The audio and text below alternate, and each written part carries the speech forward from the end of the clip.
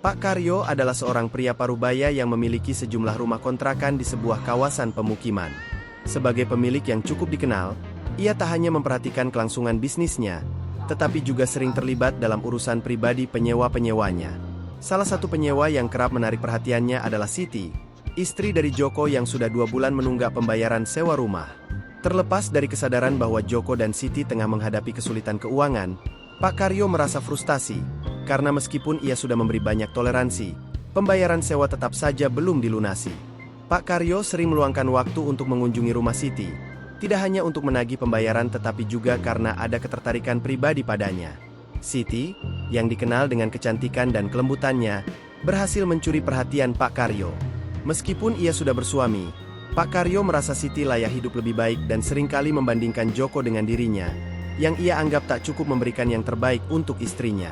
Ketegangan antara kewajiban sebagai pemilik rumah dan perasaan pribadinya kerap mengusik Pak Karyo, hingga ia mulai berpikir jauh tentang masa depan hubungan mereka. Namun, Siti sendiri tampaknya tidak sepenuhnya tidak tahu akan perhatian Pak Karyo. Ia sengaja tidak membalas pesan-pesan singkat dari Pak Karyo, berharap ia tidak perlu bertemu langsung dengan lelaki itu untuk urusan yang lebih sensitif. Meskipun ia dalam posisi yang sulit dengan pembayaran kontrakan, Siti merasa sangat terganggu dengan pendekatan yang semakin intens dari Pak Karyo. Suasana semakin memanas saat Pak Karyo datang langsung untuk menagih pembayaran, sementara Siti sedang berhadapan dengan masalah yang lebih besar. Inilah cerita selengkapnya. Berulang kali Pak Karyo menatap layar ponselnya dengan harapan ada balasan dari Siti, istri Joko, yang menyewa salah satu rumah kontrakannya. Namun, tetap saja tidak ada respons. Sudah hampir 2 bulan mereka telat bayar, keluhnya sambil menggeleng kesal. Kalau nggak segera ditagih, mau sampai kapan mereka terus menunggak? Katanya sambil bangkit dari kursi dan berjalan menuju rumah Siti. Pak Karyo, pria parubaya berusia 52 tahun, dikenal sebagai pemilik deretan rumah kontrakan di kawasan tersebut. Dengan tubuh gemuk, kulit legam, dan tinggi rata-rata, ia adalah sosok yang tak sulit dikenali di lingkungan itu. Meskipun telah memiliki 3 istri, perhatian Pak Karyo kerap teralihkan kepada penyewa-penyewanya, terutama Siti. Janji bayar minggu lalu, tapi ini sudah seminggu lewat lagi. Mana kabar mereka? Gerutunya sambil memeriksa ponselnya untuk kesekian kali. Sejujurnya, ia tahu Joko dan Siti tengah menghadapi masalah keuangan. Joko, seorang buruh dengan penghasilan tak menentu, sering kesulitan menutup kebutuhan rumah tangga. Namun, bagi Pak Karyo, alasan itu tak cukup untuk terus-menerus menunggak. Siti, sejak awal kepindahannya, telah mencuri perhatian Pak Karyo. Wajah cantiknya, sikap lemah lembut, dan aroma tubuhnya yang wangi membuatnya kerap betah berlama-lama di rumah wanita itu. Sayangnya, ia sudah bersuami, meskipun Pak Karyo sering memandang Joko sebagai pria tanpa masa depan yang jelas. Dalam hati kecilnya, ia merasa Siti terlalu sempurna untuk hidup dalam kondisi seperti itu. Sementara itu, Siti bukannya tidak tahu Pak Karyo menghubunginya lewat pesan singkat. Namun, ia sengaja tidak membalas. Toh, ujung-ujungnya dia pasti datang ke rumah, pikirnya. Ia sudah cukup lama tinggal di kontrakan Pak Karyo, dan sebelumnya tak pernah telat membayar. Hanya belakangan ini, pekerjaan Joko semakin sulit, sehingga pembayaran kontrakan pun tersendat. Pak Karyo, yang menyadari hal itu, sebenarnya cukup toleran. Dibandingkan penyewa lain, Siti dan Joko sering mendapatkan fasilitas tambahan, seperti AC, TV, dan kulkas tanpa biaya sewa tambahan. Namun, semua itu tidak cukup untuk meredakan kegalauan Pak Karyo. Dalam benaknya, ia mulai memikirkan skenario terburuk. Kalau mereka tetap nggak bisa bayar, haruskah aku mengusir Siti? Gumamnya, walau hatinya berat karena ada ketertarikan lain yang menghalangi keputusan itu. Ia melangkah mendekati rumah nomor 2 dari ujung, tempat Siti tinggal. Dengan ketukan ringan, ia mencoba memanggil, "Neng Siti? Neng?" Namun, tak ada jawaban. Suasana rumah itu sunyi, padahal hari itu adalah Sabtu, waktu libur kerja Siti. Merasa putus asa, Pak Karyo mengitari rumah tersebut. Apa mungkin mereka di belakang? Pikirnya. Namun, usahanya tetap sia-sia. Saat itulah Marianti, istri Sunarto yang tinggal di sebelah rumah Siti, keluar dari rumahnya. Pak Karyo, nyari Neng Siti ya?" tanyanya. "Iya, Umar. Tahu nggak, Neng Siti kemana?" Tadi sih saya lihat dia pergi makan siang sama Pak Tarno. Pak Karyo terkejut. Pak Tarno? Maksudnya, ojek pribadinya itu. Maryanti mengangguk sambil tersenyum. Iya Pak, kalau mau, tunggu di rumah saya saja. Mungkin sebentar lagi dia pulang. Namun, Pak Karyo hanya menggeleng halus. Nggak perlu Bu, saya tunggu di teras saja. Ia kembali ke teras rumah Siti, duduk di kursi dengan ponselnya masih di tangan. Dalam benaknya, ada berbagai pikiran berkecamuk, antara menagih tunggakan dan rasa ketertarikan yang tak bisa ia hilangkan. Tak lama, deru pelan sepeda motor tua terdengar melaju pelan dari ujung gang. Motor itu membawa seorang lelaki tua yang tampak sederhana, dengan seorang perempuan muda duduk di belakangnya. Wajah perempuan itu cerah, senyum manisnya menyambut siang yang panas.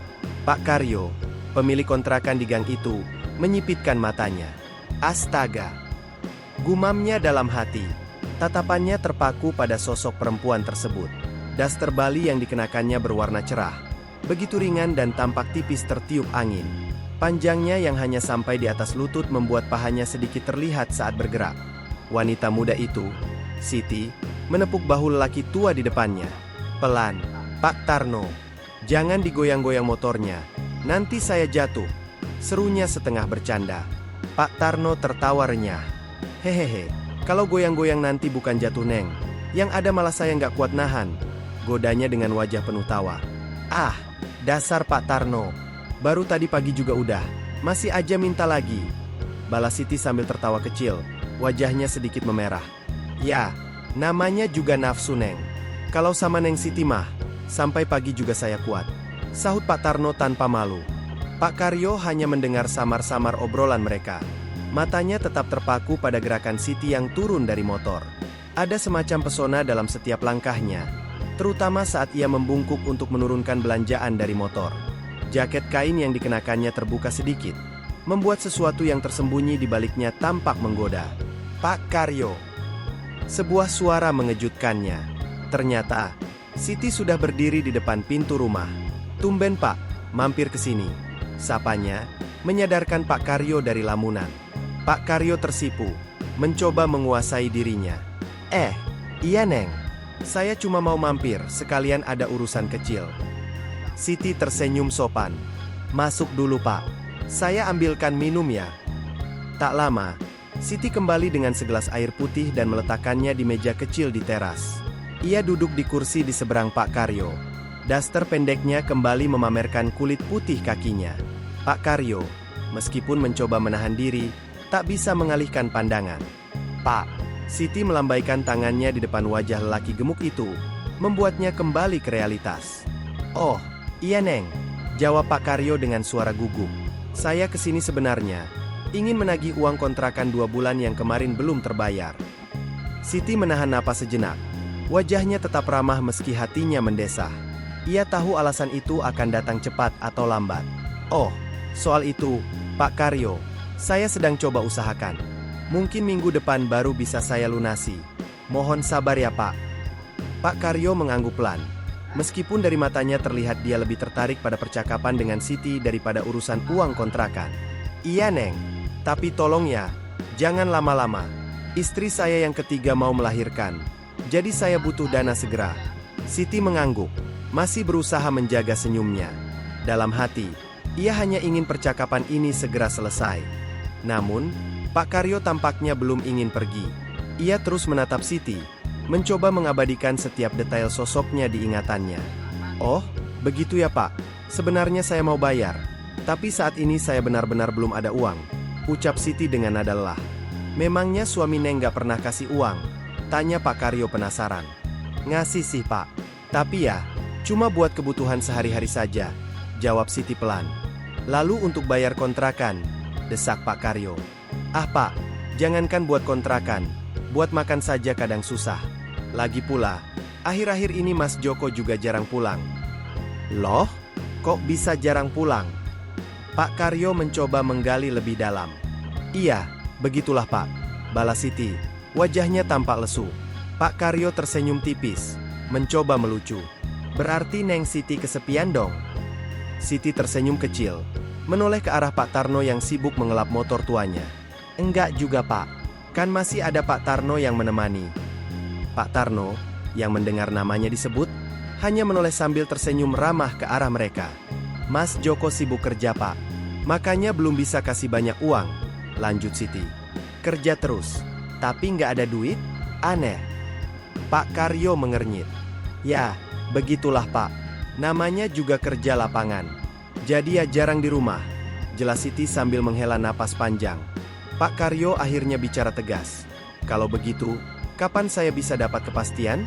Kapan Neng Siti bisa bayar kontrakannya? Siti terdiam. Napasnya terasa berat. Ia hanya mampu menggelengkan kepala. Ah, nggak bisa gini terus Neng. Tunggakan sudah lebih dari 2 bulan.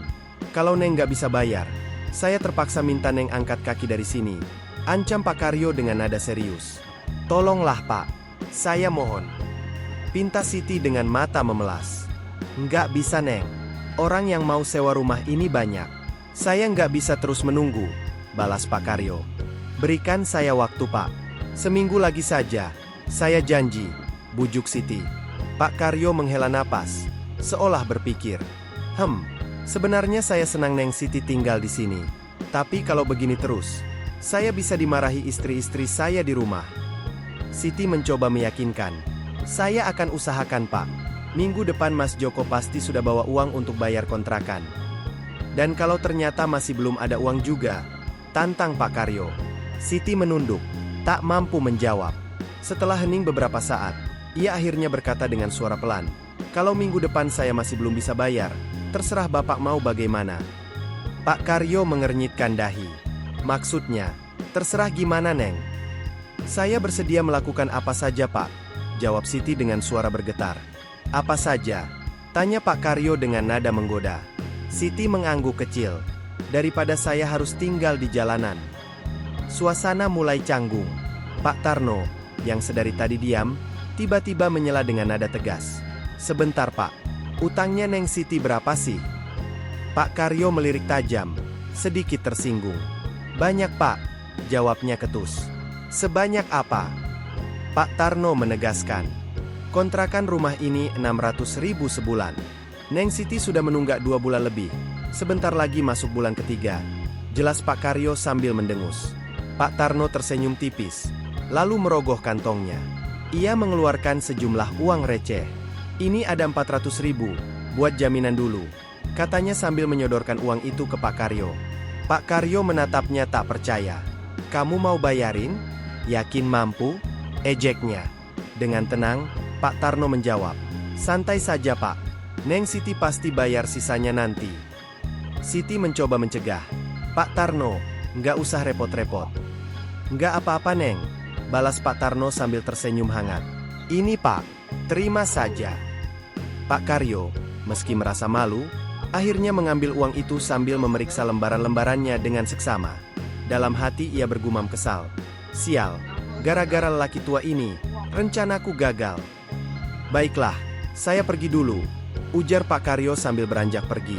Setelah Pak Karyo pergi, Siti menatap Pak Tarno dengan mata berbinar. Pak, terima kasih banyak ya.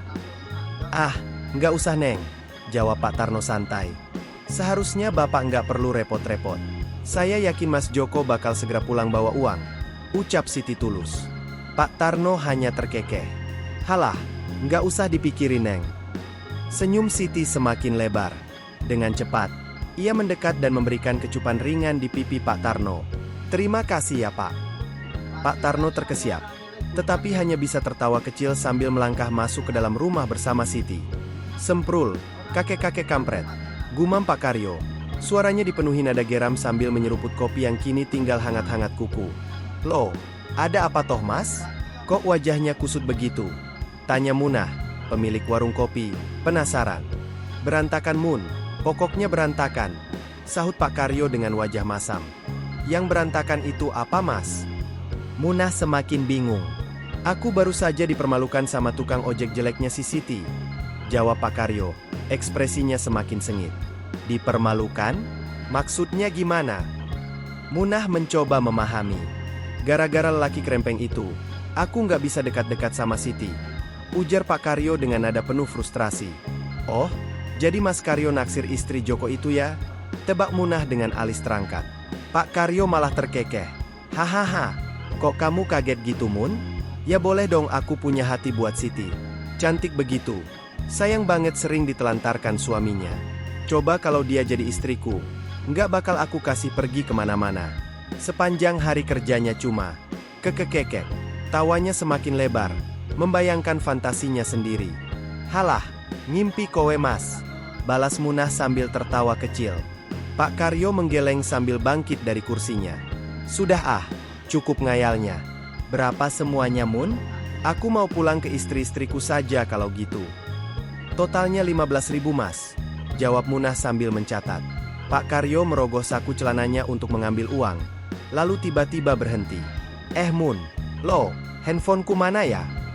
Seketika wajahnya berubah panik. Ingatannya langsung melesat ke rumah Siti. Waduh, kayaknya tadi ketinggalan di sana. Gumamnya sambil buru-buru membayar. Tanpa pikir panjang, dia langsung tancap gas kembali ke rumah Siti. Tak lama kemudian, Pak Karyo sudah berdiri di depan pagar rumah Siti. Ia melongo ke dalam halaman yang terlihat sepi. Sepi banget. Tapi kok pintu depannya kebuka?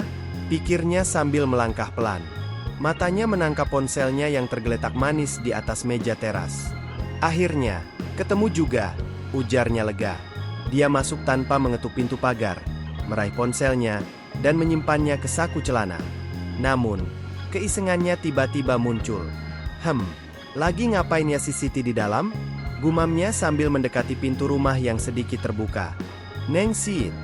Panggilannya terpotong ketika matanya membelalak melihat pemandangan di sela-sela pintu.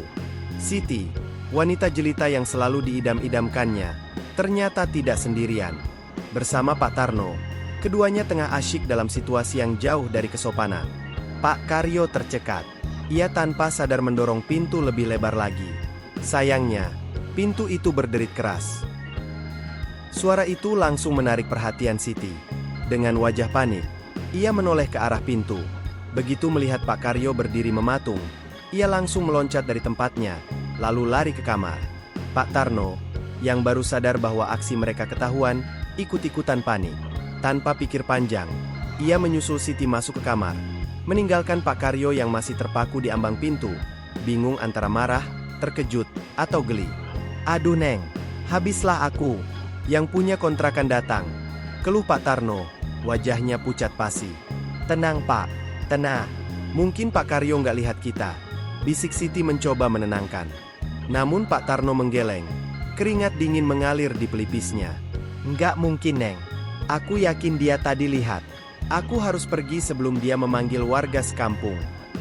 Baru saja Siti hendak menjawab, suara berat menggema dari arah ruang tamu. Neng Siti, permisi, saya masuk ya? Ada yang ingin saya bicarakan. Langkah kaki terdengar makin dekat, hingga akhirnya sosok Pak Karyo muncul di depan pintu kamar. Dengan tangan kokohnya, ia menyibak tirai. Seketika, matanya terbelalak melihat pemandangan di dalam. Siti berdiri kaku dengan wajah bingung, sementara Pak Tarno tergopoh-gopoh mengenakan celananya. Hening. Waktu seakan membeku. Ketiganya saling memandang tanpa sepatah kata. Pak Karyo tertegun, tak percaya apa yang ia lihat. Pak Tarno berkeringat dingin, gemetaran. Sementara itu, Siti hanya menunduk dengan bibir bergetar, kehilangan kata-kata. Akhirnya, suara Pak Karyo pecah. Hei, bajingan, apa yang kau lakukan di sini?